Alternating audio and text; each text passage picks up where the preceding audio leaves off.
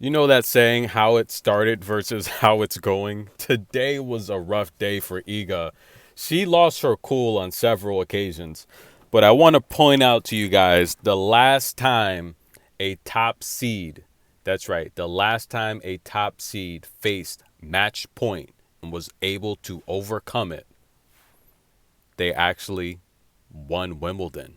Serena Williams 2016. Now, how often do I mention that match against Heather Watson in 2016? I talk about that a lot, right? I also talked about taking Iga Swiatek to make the quarterfinals for the first time.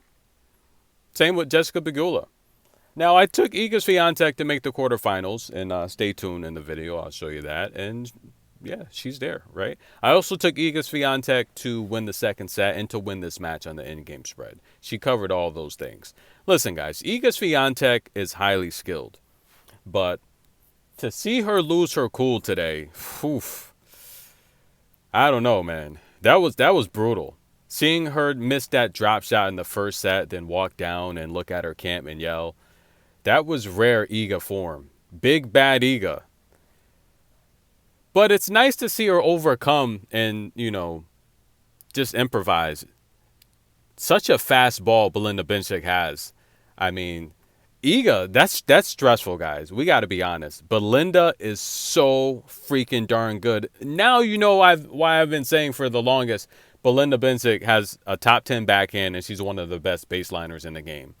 If you see Belinda up close, you can actually see how strong she is. And if you see Iga up close, you see how Iga's, she's about average height. I mean, I forgot how tall Iga is. Iga, what, like, probably with sneakers on, she's probably like maybe 5'10", 5'10 and a half. But compared to most females on tour, Iga's not that big. Belinda's strong. And in her fiance is he's like really big into like strength and conditioning. I think he body builds. Belinda put on a lot of muscle since she got with him, and she is physical. She's strong, guys. I'm telling you how strong Belinda is. And that's why I told you guys it's not a good number. The number told me that it's going to be a close match, that Belinda will cover the spread, and she absolutely covered the spread by a mile. She literally, I mean, she covered the spread after, winning the first four games in the first set. You knew that was a cover. But Belinda's big and physical, and unless you see her up close, you're not going to understand what I'm saying. And unless you see Iga up close, you won't realize how small she is. So when she's facing these players like Elena Rybakina and Arina Sabalenka, even Zachary to some extent, Annette Kontaveit when they had their little battle going. But when she's facing these players like Belinda, they're very strong and powerful. And Iga, she's just not that big of a person. And I mean, she's got a big personality. She's number one. She's the best on tour. We know that. But those fast, powerful balls, you saw Iga Swiatek for a lot of this match is overexerting, trying to match the power. And I mean, I guess she's a professional. She knows what she's doing. I guess she feels she has to play that way. I mean, when she lost to Lisa Cornet last year here at Wimbledon, she said she couldn't go to her topspin. She said she just ran out of ideas. She said there's nothing she can do.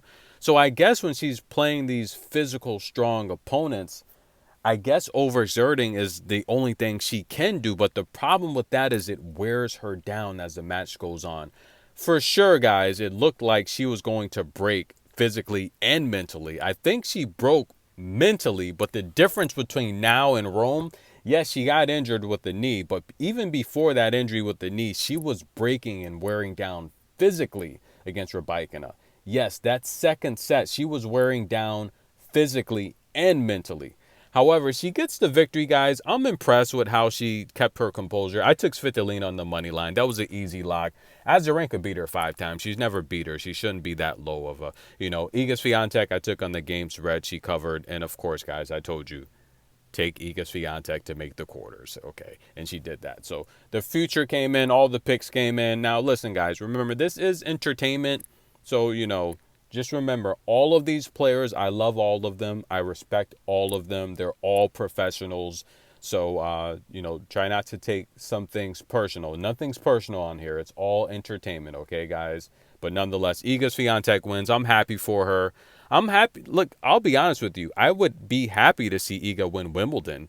I mean, why not? Win them all. I want to see her do well. Because like I said, guys, I don't think her window is going to be that long. I showed you the video today, and I've been showing you for a while of her chasing down these drop shots vertically.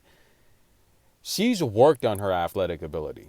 Okay, she's worked on that footwork, and she won Wimbledon as a junior. And after the foot injury, you can tell she's been working on foot drills because she thought her career was over. A lot of you guys don't realize when she injured her foot, she thought she was done with tennis. She didn't think she had a career. So she's worked on her feet to get to this point. She deserves to be here. She's put in the work. But I don't think her window is going to be that long. I say probably towards the nearing of her 20s. I think that's it. And I can even see her retiring early. But nonetheless, tennis in a minute. She takes on Svitolina next. Can Svitolina keep the magic going? That's going to be a good match.